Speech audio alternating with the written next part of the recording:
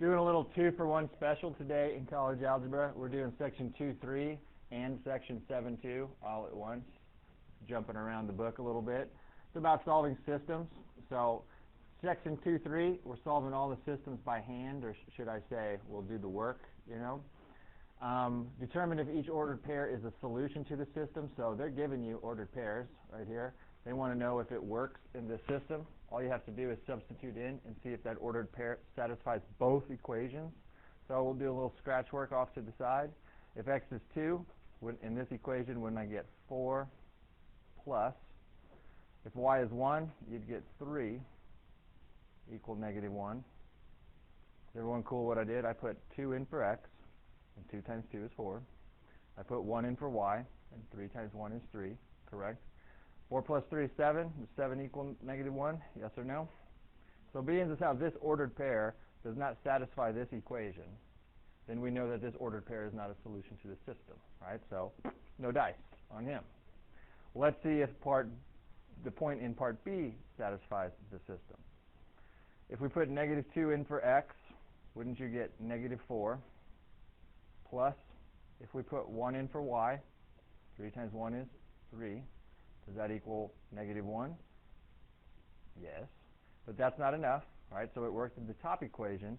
It's got to work in the bottom equation also to satisfy the system.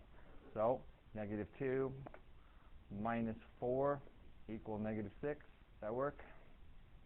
Yes or no? Yes. That's algebraically how to do it. What you could do is put them in your graphing calculator. The problem with putting them in your graphing calculator is you got to get y all by itself first. So wouldn't you have to solve for y in both of these? Then if you did solve for y, you could use your table of values to see if those ordered pairs are actually in there, you know, to satisfy both of them. By the time you do that, you could have done this. It's much faster to just substitute in and see if it works. You cool with that? Solve this system graphically. Awesome. Y is all by itself. Let's graph both equations. So we go to our graphing calculator, clear out all the stuff that's on there. 3x minus 12 and 4x plus the deuce.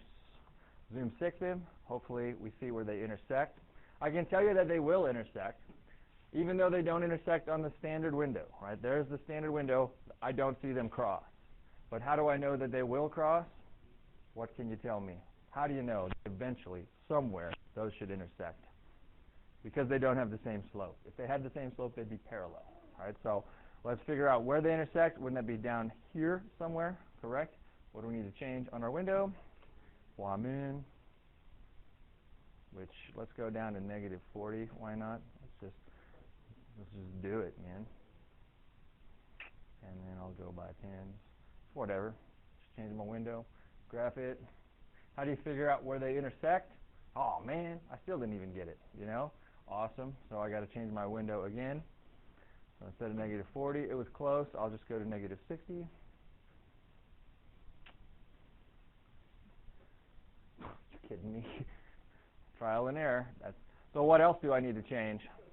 I got to change my x minimum also.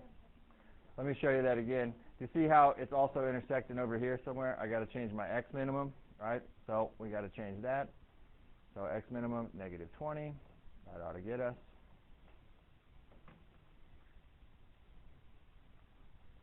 It intersects in there, right? The reason why it's hard to see is because I didn't change the scale on the x's or anything like that. But if I second calculate, it'll find it for me. Second calculate intersect, which is choice 5.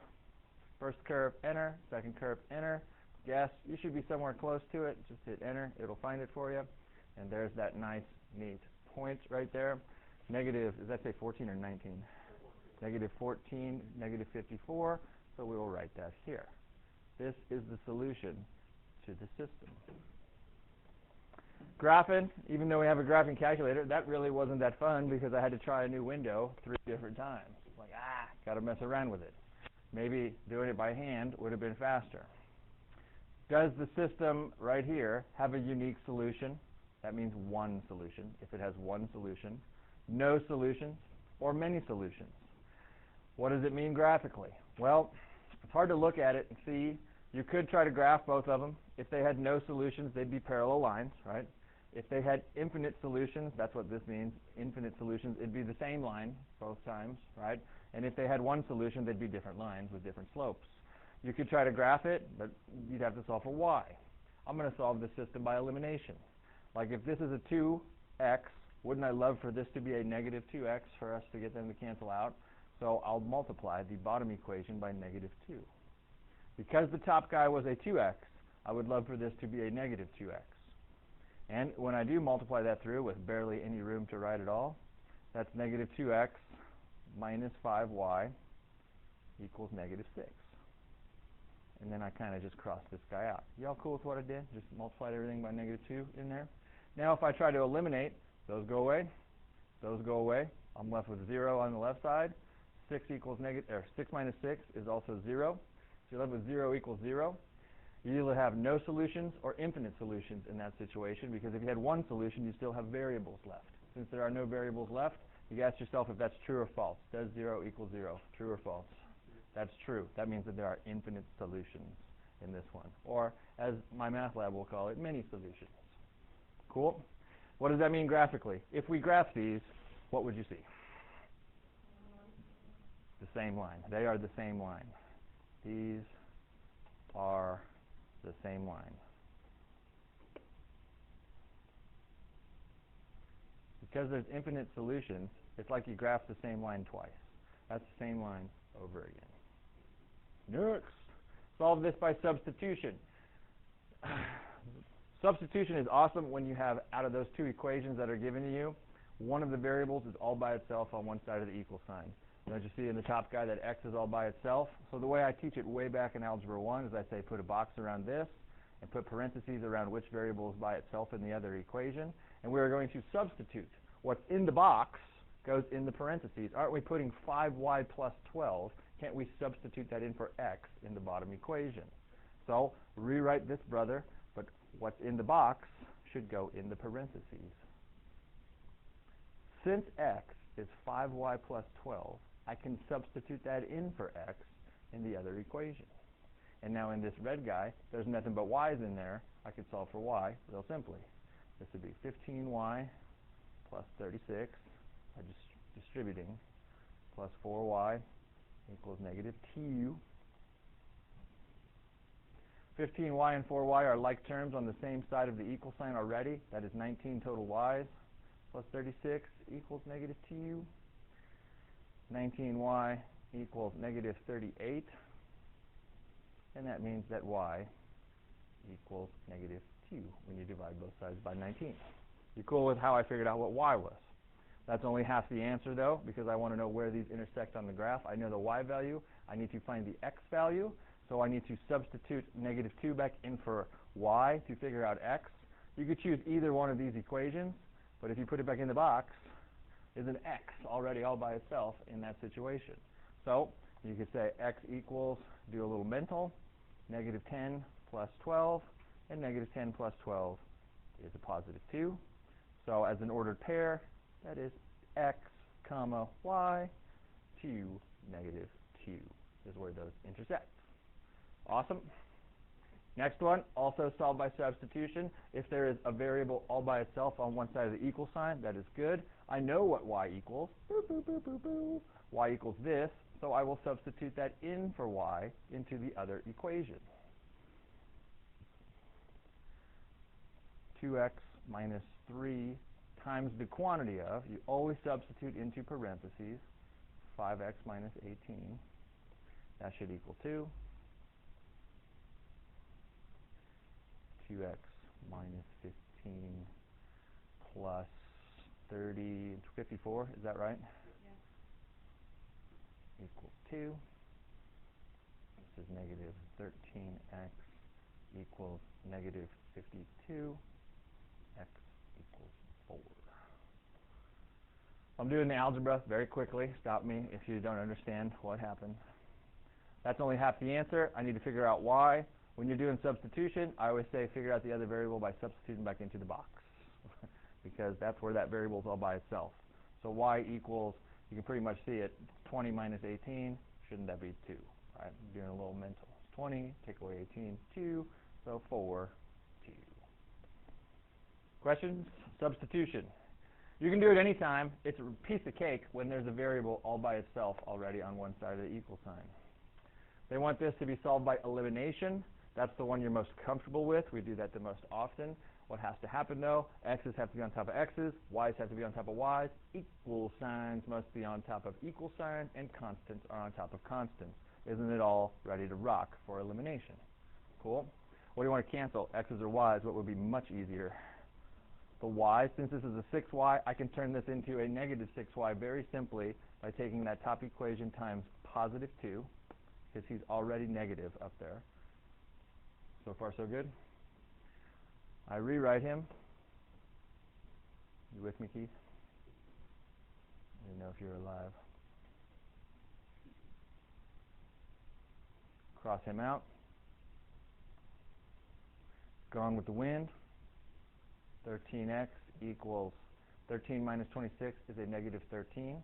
I want to stop right there and realize I will get solutions to this. How do I know I don't have infinite solutions or no solutions? Because when I eliminated, are there still variables left over? There's still an x in there. I can solve and x equals negative 1. Correct? Then to find y, pick any equation you want to. You have 3 of them to choose from, to be quite honest with you. And then put negative 1 back in for x and solve for y. So I'll pick Mr. Top equation, the original guy, negative 4 minus 3y equals negative 13. I put negative 1 in for x, right there. 4 times negative 1 is negative 4. Add 4 to both sides. And negative 9. And then y equals a positive Shawi. Again, just basic algebra refresher on how to solve a system by hand. Questions? Next one. Problem with it. They want you to solve by elimination, but the main problem is stuff's not all lined up. You don't have x's on top of x's, y's on top of y's, etc. So let's rewrite this one. First of all, don't you need this 4x to come over here? How do you get him over there? So I'm going to have a minus 4x. I'd have to subtract him over. Correct? The 6y, is he on the right side, the correct side? Yes, and he's a positive 6y. This minus 12 is on the incorrect side. Don't I need him to go over to the other side? So I will have to add 12 over there. All I did was rearrange those terms in the order I wanted them to be in. Groovy? Canceling a variable, it's whatever you want to.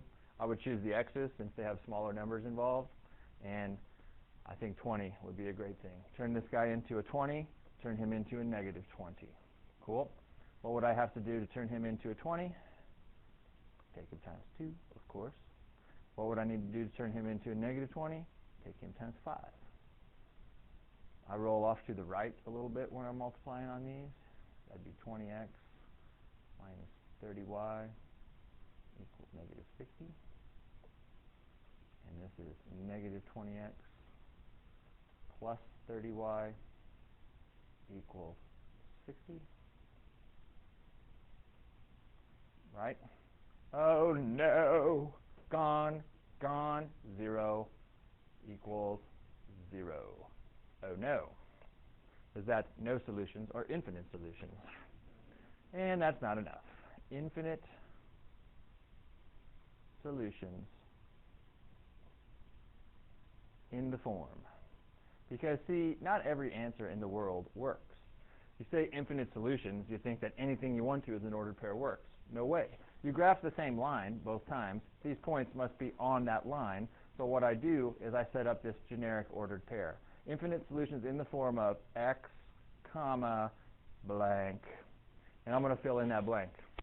Would you believe that what goes in that blank is y? Aren't ordered pairs always in the form x, comma, y? We need to figure out what y equals. So what we should do is pick one of these equations and solve for y. Figure out what y equals. Let's not use that one. Those numbers are too big. Let's use this one instead. Let's solve for y. So here it is. I'll slow down because I know I'm moving pretty fast. It's negative 4x plus 6y equals 12. I just need to know what y would equal in this situation, so I will get y all by itself. 6y equals 4x plus 12. correct? Then divide both sides by 6, or all terms by 6, I should say. 4/6, what's 4/6 reduced to? 2/3. Come on, 10. There's still an x with it, and 12 divided by 6 is 2. Cool? What goes in the blank, though, is just what y equals. You only put the 2/3 x plus 2. There are an infinite number of solutions to this system, but only the ones that are on this line. So the ones that are on this line, x could be whatever you want it to be. You pick an x value, right? And then y would turn out to be 2/3, whatever that x value is, plus 2, right there. X, comma, y. Put an x there every time. Solve one of the equations for y. It goes in that blank. Next one. Let me put them in a new window. Place the capture in a new page. What do you want to cancel? He's all lined up for elimination. What do you want to cancel? X's or y's? X's. It doesn't matter. 4 and 6, least common multiple is a 12, correct? So turn one of them into a 12, turn one of them into a negative 12. Pause the video, get that done for me. When you multiply through, you should have got what I have here to the right. X's are gone, they add up to be nothing. Y's are gone, so you got 0 equals, add those up, and you get negative 5. You know one solution is out because all the variables are gone. That is a false statement. 0 does not equal negative 5. So that means that there are no solutions to this. If I graph both of these lines, and there are no solutions, tell me about the two lines. They are parallel to each other. Right? These are parallel lines. The other lines were the same one both times. It was this line every time. You'd graph it twice. Right? They intersect everywhere. Groovy. The only time you have to do this crazy answer is on infinite solutions, by the way. Okay? Yeah. Solve each problem using a system. This is where we struggle. Right? We can solve a system all day. Story problem, story. Let's read it. Jewelry maker has a total revenue for her bracelets given by that equation, R for revenue, and incurs the total cost of this formula, where X is the number of bracelets produced and sold. They went ahead and defined the variable for you. Cool? Use graphical methods to find the number of units that gives a break-even point for the product. What do you think that means? If we graphed this guy and we graphed that guy, where would we really want to look for?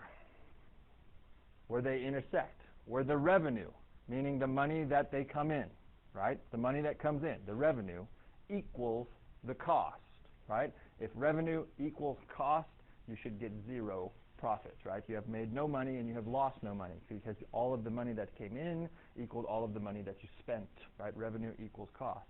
So let's graph them both. You could solve it algebraically, or you could use your graphing calculator if you want to. I got a question for you. Do you want to try to graph those? Like on your calculator? Would you enjoy finding a window for stuff to see where these would actually intersect? Or would you just want to solve it with algebra? So you want to know where R equals C, correct? So if R equals C, can we do a little substitution? Doesn't this green box stand for R, 89.75x? And that should equal C, which is 2350x plus 119250. Isn't that what you want to know when revenue equals cost? Well, 8975x is the revenue, and this is the cost, so let's solve for x. I will subtract this over with my calculation tool. I'll let you punch that in.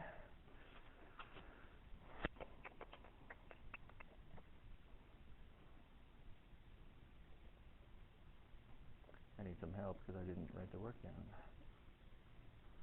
So you get 6625x equals this. Divide by 6625. 18? Is that right? So 18 bracelets. What's it mean? It means when they had to pay for the material to make the 18 bracelets, right, their cost turned out to equal how much they actually made also. So how many bracelets would they have to sell to make a profit? Just 19? What about if they sold 20 or 21 or 22? So what would you really say? Like how many bracelets would they have to sell to make a profit? more than 18 bracelets. Right? They need to sell more than 18 bracelets. Cool, because if they sold 100 of them, I'll bet you they'd make a profit also. Correct? Cool. Next. The number of active duty U.S. Navy personnel in thousands is given by that. And the number of active duty U.S. Air Force personnel given by this, where you should also assume that it is also in thousands, right? So, bad problem. Where X is the number of years after 1960. Use graphical methods to find the year in which those Navy and Air Force met. So, since they say use graphical, we should do that. You could do algebra, but they didn't say do that. They say use graphical methods. So let's graph them both. Bum, bum, bum. Y equals clear, clear.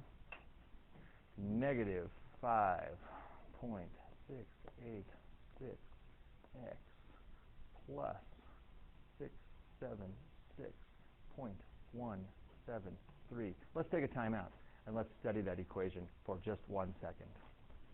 Do you know what the y-intercept is in that equation? So if you were setting up a scale on your graphing calculator, wouldn't your y-axis need to go up to like 700 for sure? Because the y-intercept is 676 something or other, correct? Will this line be going up or down as you look from left to right? It should be going down, right? So far I know my y max is probably at 700. I look at this other guy. What's the y-intercept? 800 something or other. So now my y max better be how high?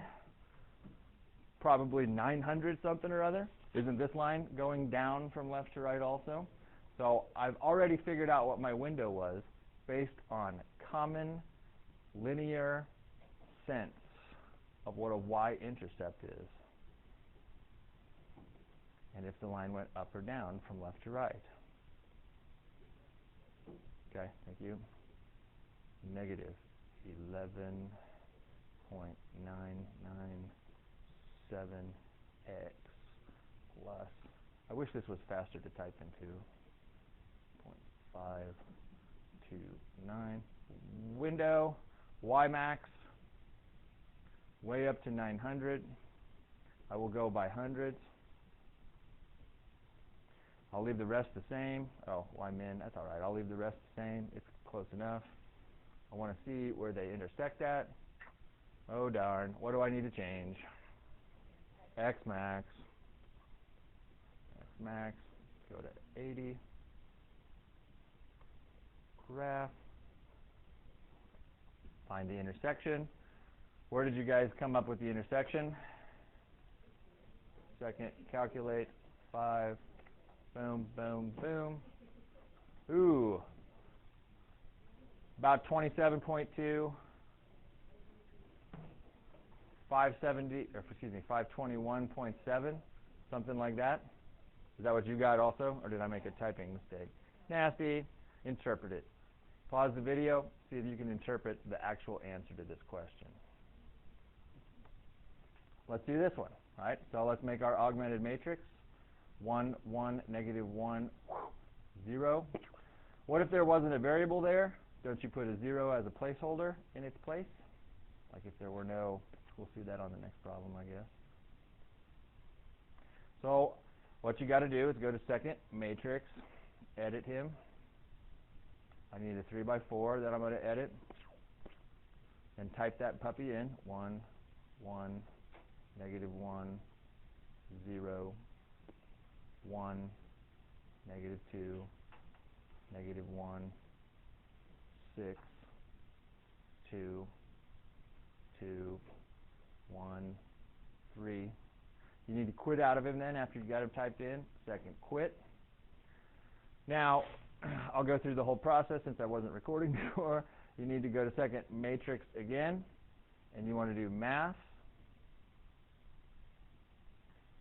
Scroll up or down, it doesn't matter which direction you go, to option B, reduced row echelon form. Then you've got to select the matrix again. The matrix is B because it was sitting there waiting for you. Hit enter and it'll give you that. So now you write that down as 1, 0, 0, 0, 1, 0, 0, 0, 1. And the numbers were 3, negative 2, 1. Is that right? Is that what y'all got? So your ordered triple is 3, negative 2, 1. Cool. Again, we had a solution. Nice. Let's do that again on 13. If you need help typing this into matrix and you're out there in video land, you come see me and I will show you how to type this into matrix. Augmented matrix first. 3, negative 2, 5, 15, 1, negative 2, negative 2, negative 1, 2, 2. Uh-oh, there's no z's. Better put a 0 there, right? Because there were no z's in that bottom equation. There were x's, there were y's, there were z's. Then, second matrix, edit that puppy. Show you a shortcut now once you've edited it. That's an awesome thing to say. 3, negative 2, 5, 15, 1, negative 2, negative 2, negative 1, 2, 2, 0, 0. Got it all edited? Quit out of it. Now, isn't the previous operation that you are doing saying reduced row echelon form on B? If you want to go through all the procedure again, you could. Or if you hit second entry, like if you hit the second button and then where your equal sign is, that's entry. Doesn't it take you back to the previous entry that you put before, which is you'd like to do reduced row echelon form on matrix B? Hit it. It will do it for you, right? Because that was the previous thing that you just did. And then your matrix. Going ones diagonally is good. That means you've got solutions. And those were 1, negative 1, 2. So that's my ordered triple. Cool. Why don't you do the next one? Pause the video, get that done. Give me two matrices, an augmented and one in reduced row echelon form, and then we'll interpret it. Get me those matrices. Okay, so it's time to do the math on it. Second entry, boom. Oh no! Decimals, correct? You know how to turn your decimals into a fraction? Math, enter, enter. Do the same thing. Hit math, enter, enter, and it will turn that into fractions for you. So now, let's write this puppy down. This is where you definitely want to write it down because, let me ask you this, did you get 1s going diagonally on this puppy? So you definitely should write this matrix down as a 1, not an 11. 1, 0, 31 eighths, 11 eighths, 0, 1, negative 11 eighths, 1 eighth, right? You can just hit your right arrow and it'll scroll it to the right. If you're not sure, if you hit the right arrow, it will take you over on that puppy. And then 0, 0, 0, 0. First thing you got to do is interpret that matrix. You look, since 1s don't go diagonally, you have to read these two numbers. This says 0 equals 0. Is that true or false? That's true, which means you have infinite solutions to this one, okay? Because that's a true statement. But you need infinite solutions in the form of, so we've got to interpret the rest of this. So infinite solutions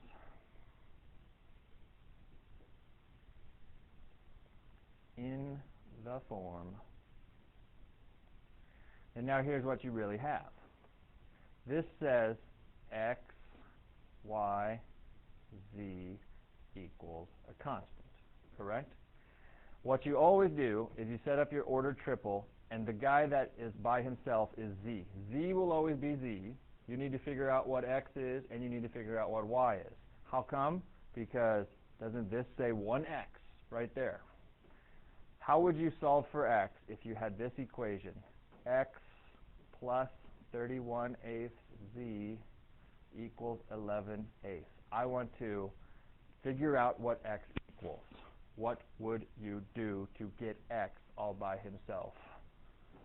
He's got to come over. X equals negative 31 eighths z plus 11 eighths.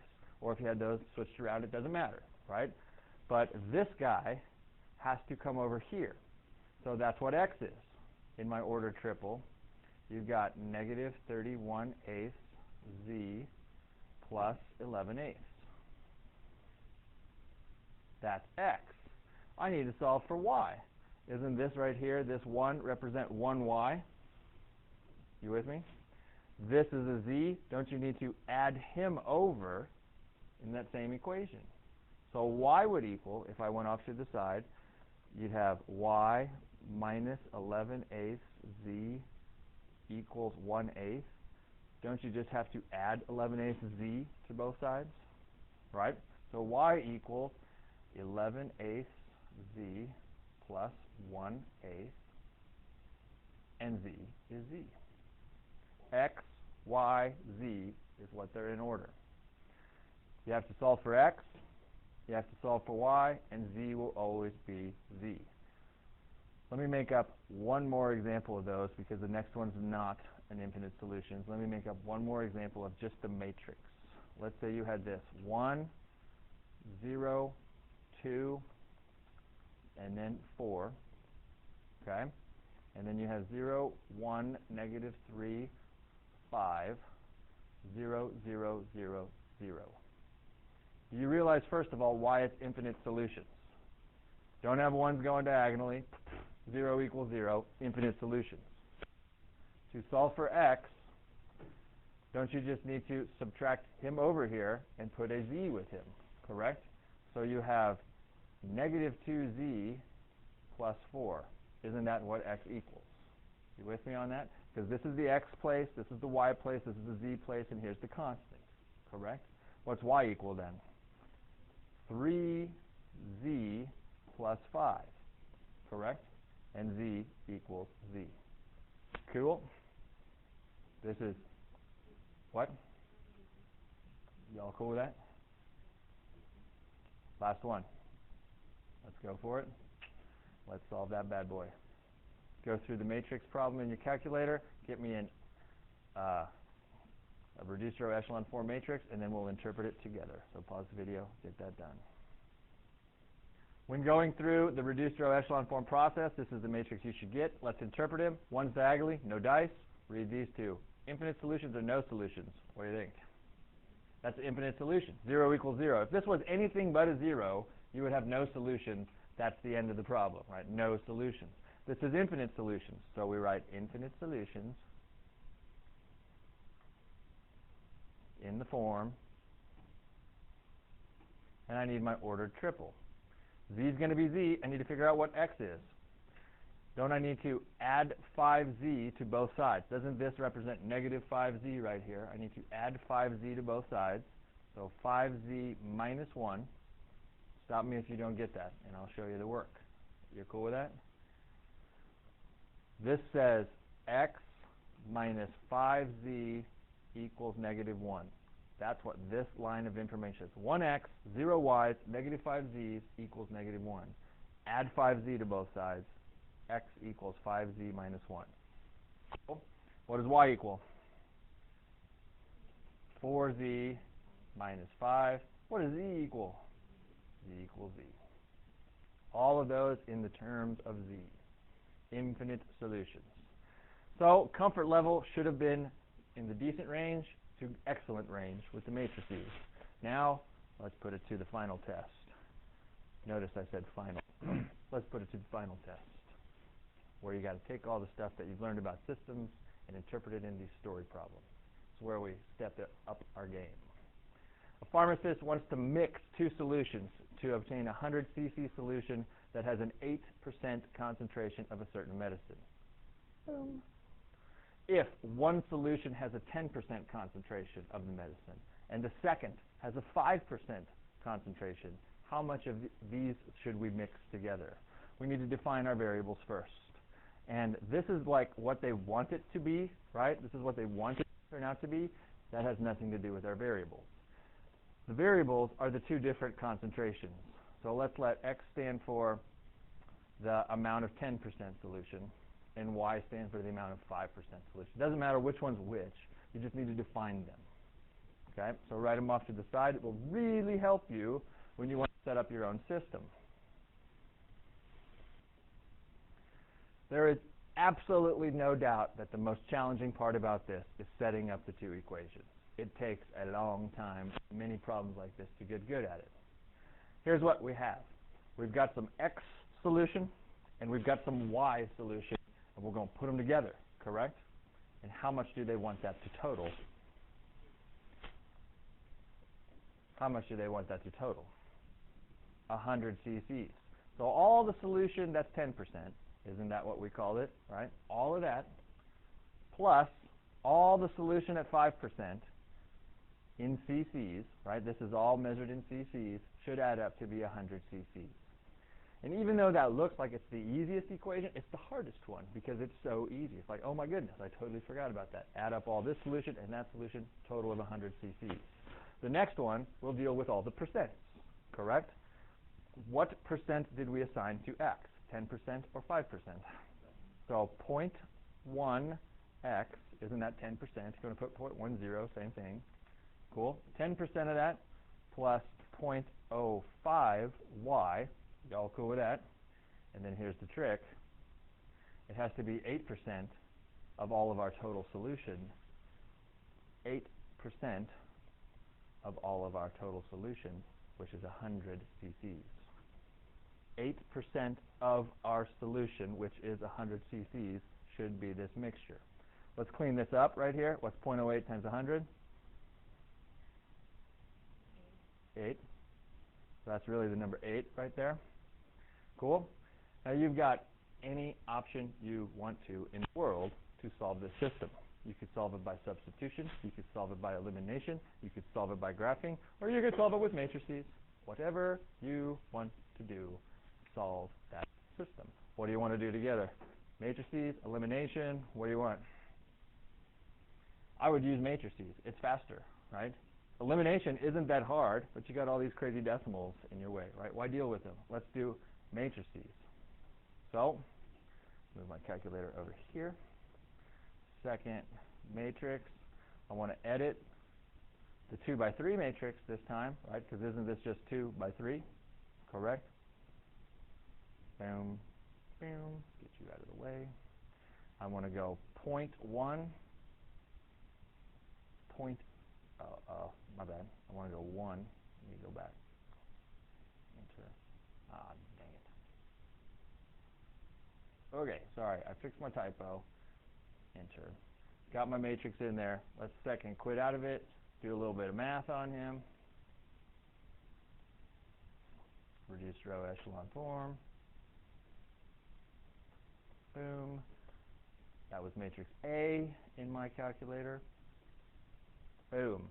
You can look and interpret that answer right away. Do you have ones going diagonally? Yes or no? So x is 60, y was 40, correct? Now let's interpret it. What does 60 mean? 60 cc's of what? 10% solution and 40 cc's of 5% solution. Yeah.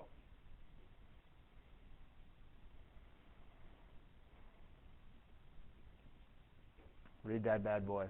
Let's see if you can define me 2 variables.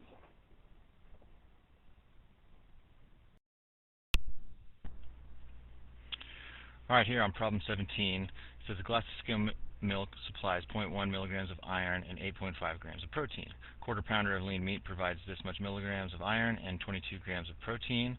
So this person has a special diet and is to have this much iron and this much protein. How many glasses of skim milk and how many quarter-pound servings of meat will be provided by this? So the first thing we do is identify the question so we can define our variables. They say how many glasses of skim milk and how many quarter-pound servings of meat. So I'm going to let x equal glasses of skim milk and y equal quarter-pound servings of meat. So I figured that out because that's what the question asked me. The next thing I had to do is got to write 2 equations.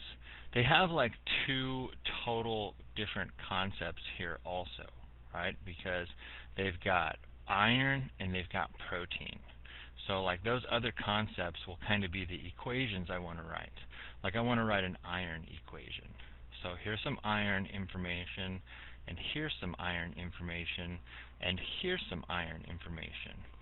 So this iron, this 0.1 milligrams of iron, came from the glasses of skim milk.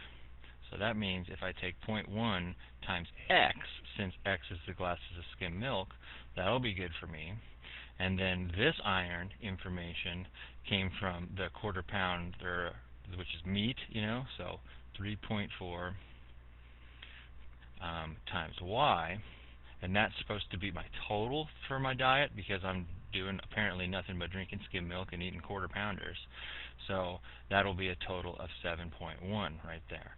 Iron, iron, iron equation. The next thing will be a protein equation. So here's some protein, 8.5 from milk, right? So 8.5x. And then here's some protein, 22 grams from the meat, so 22 times Y, and my total protein, 69.5. So there's my system. I would choose to solve this with a matrix. So let us do so. Let me punch this in. I'll go to second matrix. Maybe second matrix. Edit my 2x3 matrix. And punch that in as 0.1, 3.4,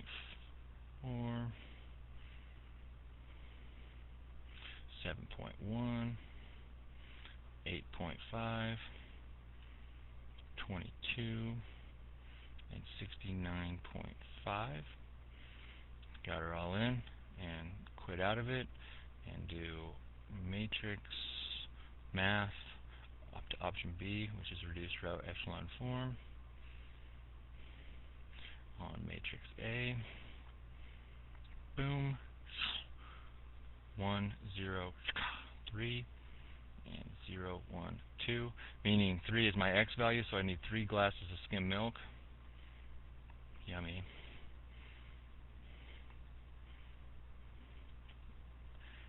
And 2 quarter-pound servings of protein. Servings of meat, I guess. What a healthy meal. 3 glasses of skim milk right there. So make sure you write your solutions matrix down if you choose to solve it with a matrix.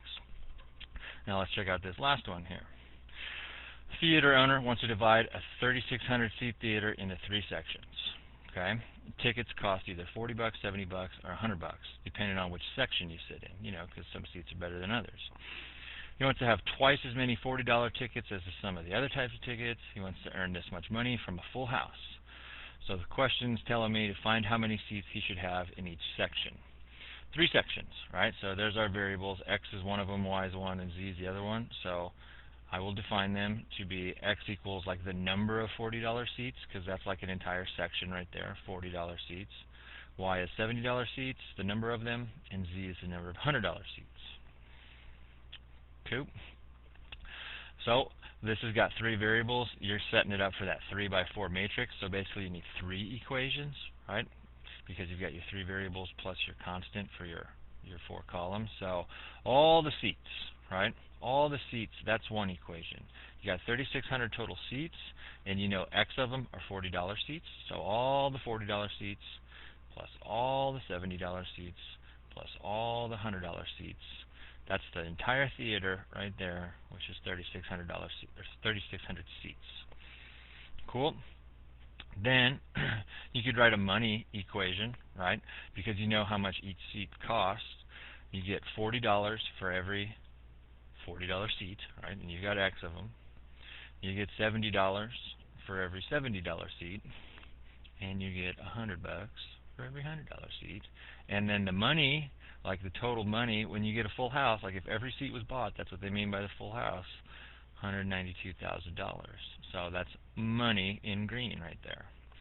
The last one is where you have to do some literal translation. It says right here he wants to have twice as many $40 tickets as the sum of the other tickets. So I'm going to do some work off to the side first before I put it in my area of where I'm going to have my system. It says twice as many $40 tickets as the sum of the other 2 types of tickets. So here's your $40 tickets, X, right? And you want to have twice as many as the sum of the other 2, which is Y plus Z, Alright, so you take the other two tickets, types of seats, right? You add them together because you wanted the sum of it. Twice as many of those should equal the $40 seats. So what I need to do is like put this in the form that this one is, x, y, z equals number. So I'm going to distribute and get x equals 2y plus 2z. And then I got to get it all like in order. So you got your x first. You got to move your y's over, so that's going to be minus, my bad, maybe, minus 2y. You got to move your z's over, so minus 2z, and that'll equal nothing because you've moved everything over, right? It equals 0, so that goes under here. Minus 2y. My pen's not cooperating. Sorry about that. Minus 2z equals 0. Now you've got your matrix set up to where you could punch this puppy in. So you're going to go to second matrix and edit your 3x4 matrix and start punching those puppies in. 1, 1, 1, 3600, 40, 70, 100, and 192, 0, 0, 0, and then 1, minus 2. If you're wondering if it matters what order you have these in, it doesn't matter if like the purple one's on top or if the green one's on the bottom or any, it doesn't matter. As long as all three of them are there, it'll work for you. So second, quit, go back to matrix, do some math on it, reduce row echelon form, boom, but I want it on matrix B because that's where I'm in, and booyah. So write that puppy down, 1, 0, 0, 2400, 0, 1, 0, 800, 0, 0, 1, 400. Then you'd answer it in a sentence. You would need $2,400 $40 seats, $870 seats, and $400 $100 seats is your answer to that. So, all right.